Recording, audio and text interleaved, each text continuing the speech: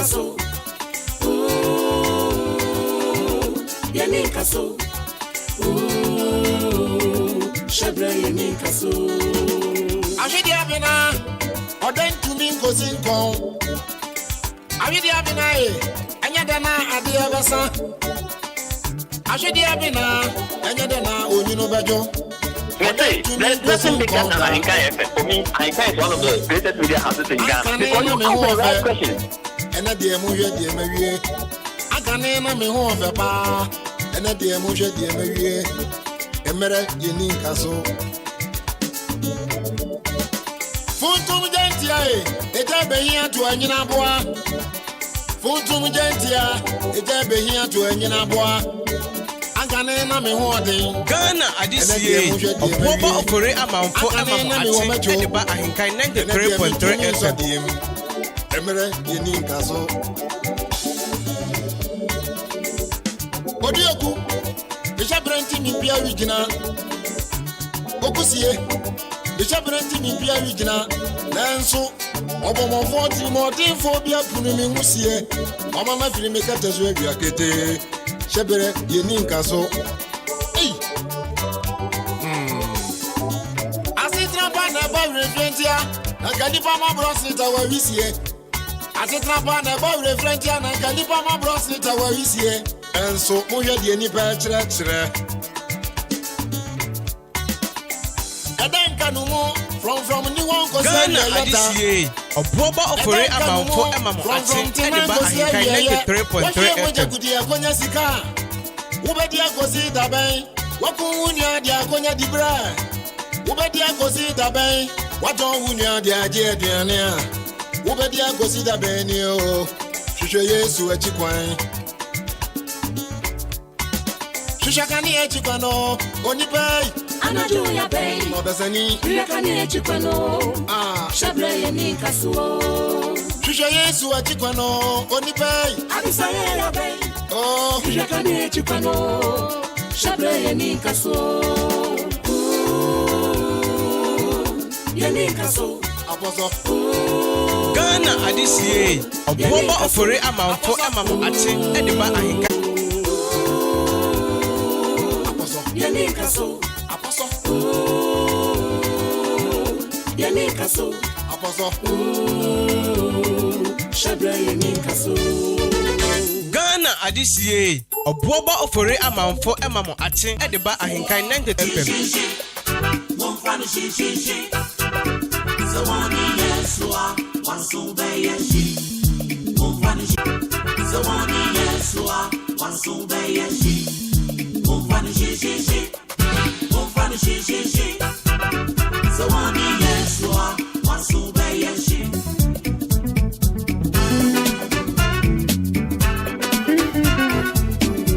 Ghana adisiye oboba ofore amamfo emamo ati ediba Ahenkan 93.3 FM. Rafi ni mona bendi bia wodu nenye se wodi gugu ya wo famu na no eya o enso tu bo asi ogwa akase be wie na se ne be wie nyina wo nyame nsem obiti me disi mami enu pati ne ka mi ensa be di nguni enti prempran ju ase enu ntrese me di gugu o nyame a wotumi ma assist sa ma di baba ko fo se hat ke ni no no it na minute ko obama mi tu pasi o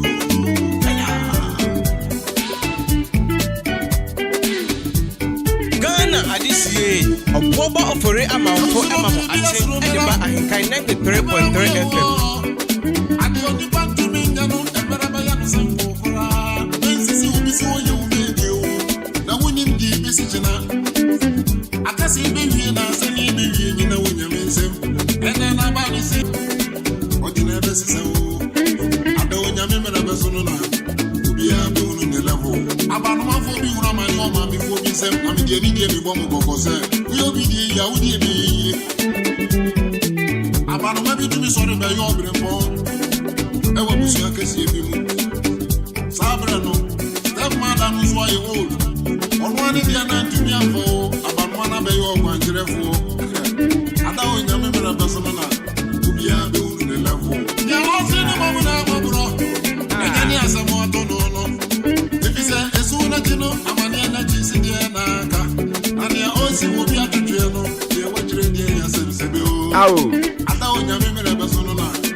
Yeah, be one of you. One funny say. One funny say. What it? Hey. Say Woody Yesua was so bad. So was you.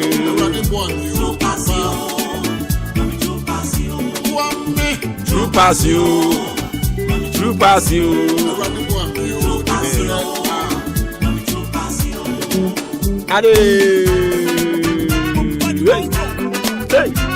Hey.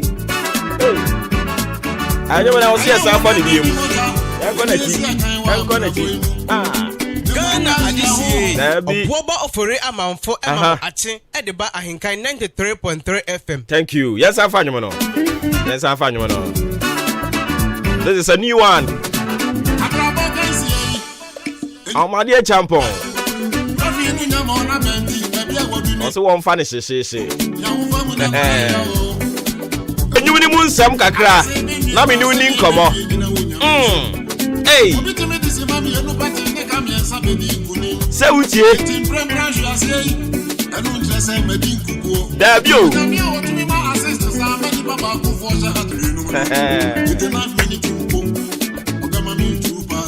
True pass.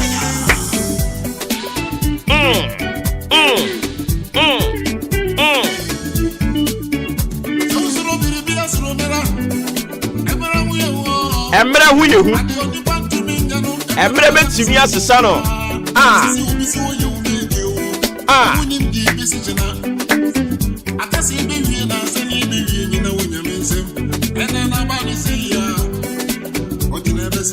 Eba sesa. Obi a be hunu bio. Yeah, tete won.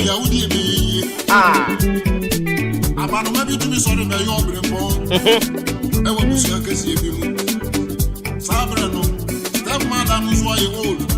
Ono ani dia na ntumi afo. Abanu ana be yo kwanjirefo. Ada o nyame mera beso na. Obi a be hunu bio. Ejani asemo ato no. Nia osre no. Nia sabato ni yonko a osi da patwe no. Ono dia na enwanwa. Mobo keke. Obi a be hunu bio. One funny say. Sawuni Yesua waso be yeshi. One funny say. Anopay. One funny say. Sawuni Yesua waso be yeshi. Ghana ADCA. Hey. Obuoba ofore amanfo ema ache edeba Ahenkan 93.3 FM. True pass you. Ade.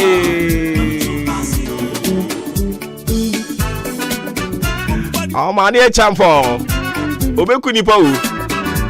Anyimu your friend through pass.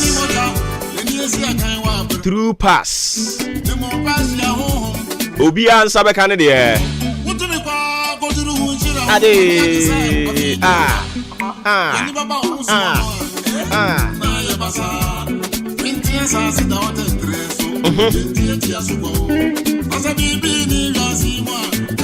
Yentu kunumu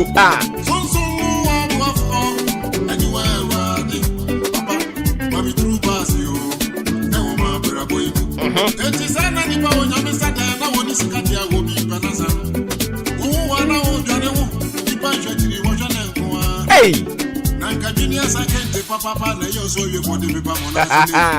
Obi a be hunu bio.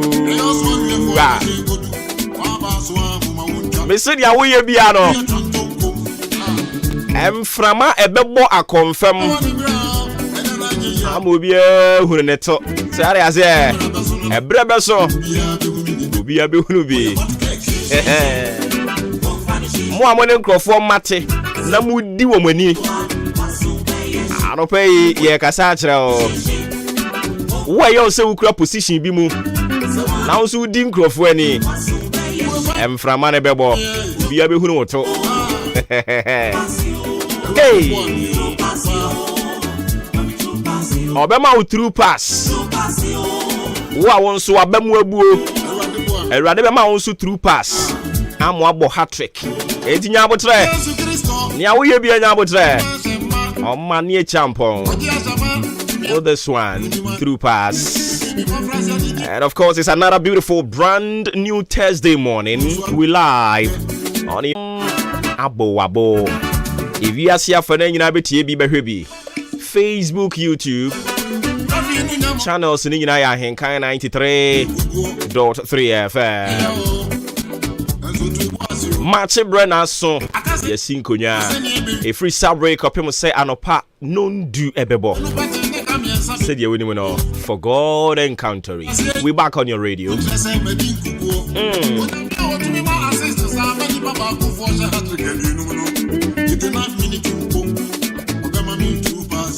True pass. On sabaka de ubedi nkonim. Aw. Emre.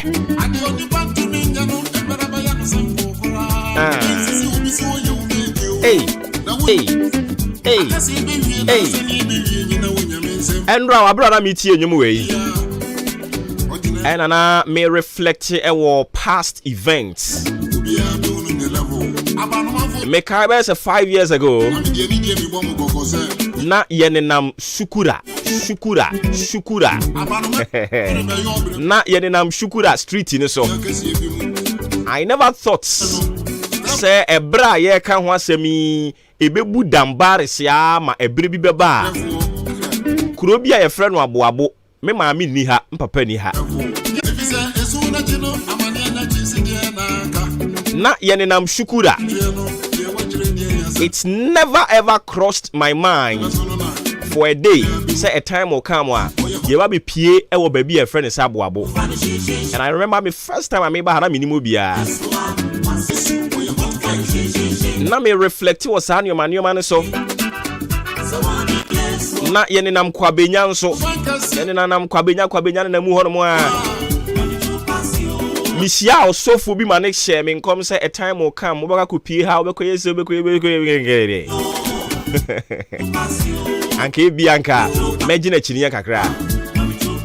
But endra me trans ya metie Owura Nicholas omane e champion ne nyom fofra wode aba yegusu a yebo ne sisi ade ama wo watu ni din through pass na all kasa about emre era me hu se ebiribia ne ni nyankopon oye se wo brenso ye na se omu se obi braso onipa na kwa akansie wadi nkonim onipa no aware onipa na wo onipa no ani age wona brabo mu a ne wo se wo ye ne se wo se wo ma wani ge e ma saa nipa no ade ba ko a me ne asofo ne na misua ye wo mo nchen eye obuo ani nidie me sofo ba ko asem o ka kire me ne se adoma chedie bia wani ge ho enwosra bia wani ge ho no e wo se o celebrate saa de no na fei awurade nyankopon de to so o chirechire mu ama meti ase se etese magnet ya ka se magnet a ni twi din de say steam or so I don't know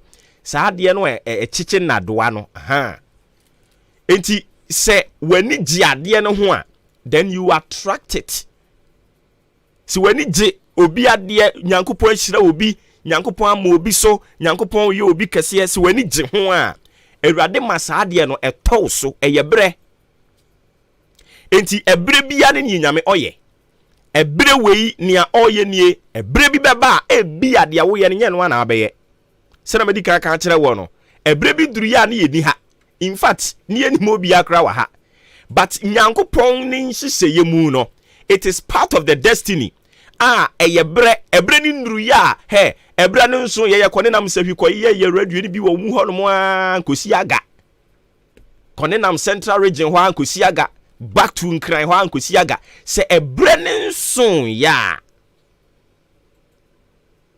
wan ho ya baka si nyankopon wa yi utechene eyebre o ebre bia so ma be pia henkan ha ebre bi nso ba wo de beto ahenkan bia na wan tem nkan wa ha na me wo ba bi foforo radio ndi enya ye ya agba kwakora but eyebre ahenkan FM mre na aso nti I have to be here wa me wa so se me de makoma nyina wa ha aha de no chapter ni si baabi a wukọ bi anso wo se wo de wakoma na wadwen nyina edan e de kọ awurade de bre ene ye na de ebre bi duru ya na wusa eya na AJ tai kan sem bi wa ha o se nyame adom se wo na obi ani dum TV ni ne koda ebre bi eduru ya na one ne maame no mo nete on ti TV ho na bo ebre bi a e wo se wo soro kokoda wan sori ankoda ne maame ana ne papa be ka chen se krache dum TV ni ne koda sa bre ne wo ho enen so so bre bi eduru a he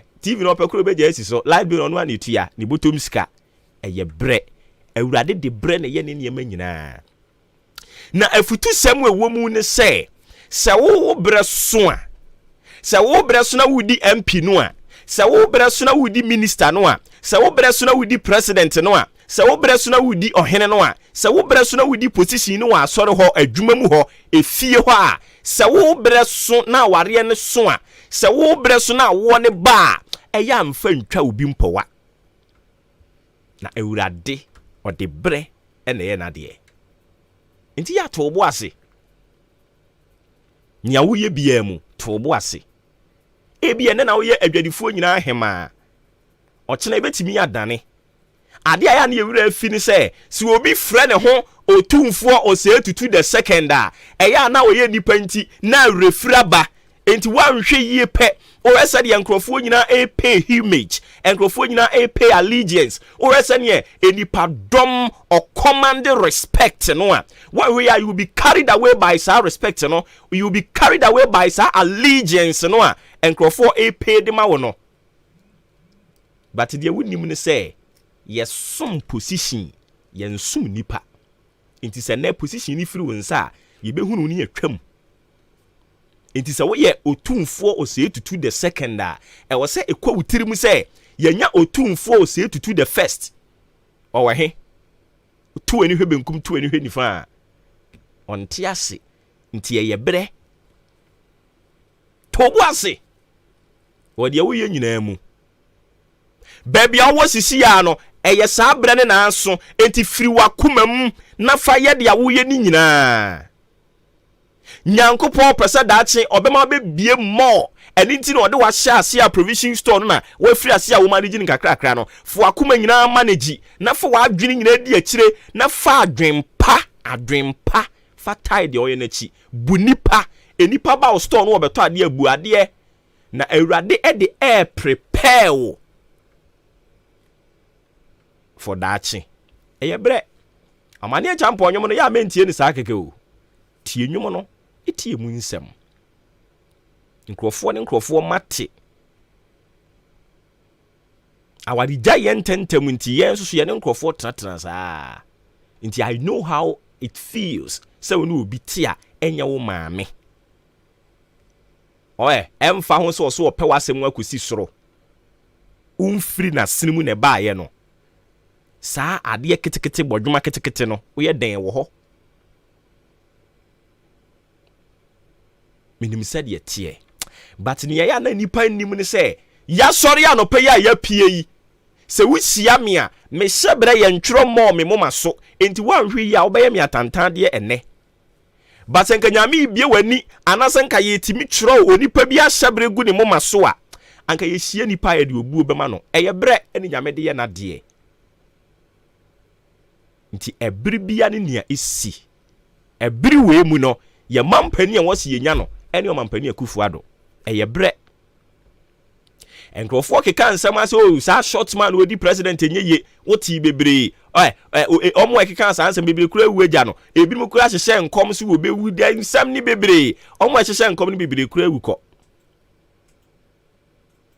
but ebre ne so ye no obeto se fellow Ghanaians ne braso in se fellow Ghanaians braso ya wa wutie bia no pe wo brebeso enti se obi braso na eya amwani nyima no eya celebrity nipa no anya wenti wusi jantom awurade nhunu mobo ewie mbobre ye de toaso na afi ye de aka nyina so de akeka ka ho de amawo tobo ase ebre ne so a ene obi abehunu bi ewie mbobre sei na etia no pai Oseme nka nkyerɛ sɛ anɔpa yi a no yɛ ade a nsuo no ɛbɛtɔ na ɛne nsuo no ɛbɛtɔ na ayerɛmo bɛ ne nam mu paa ayerɛmo bɛ ne na nenam nsuo ni mu nti ya na wahyɛ ne nso apue ma ntɛm ya yahodoɔ bie yɛ kɔ awia bremu no wɔ kyerɛ sɛ nsuo no bɛgyinagyina mu saa bɛpetepete afei ewie mu no nsuo no bɛmunamuna na kosi anwummerɛ no ɛbɛgyaa mu mmea yahodoɔ bie awia yi nsuo no bɛtotɔ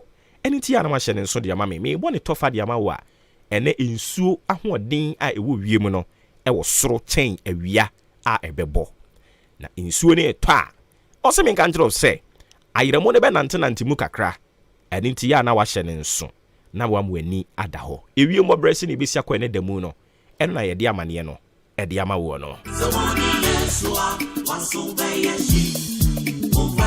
Ghana Adisie Obuoba Ofori Amanfo Emamo Ate Ediba Ahenkan 93.3 FM.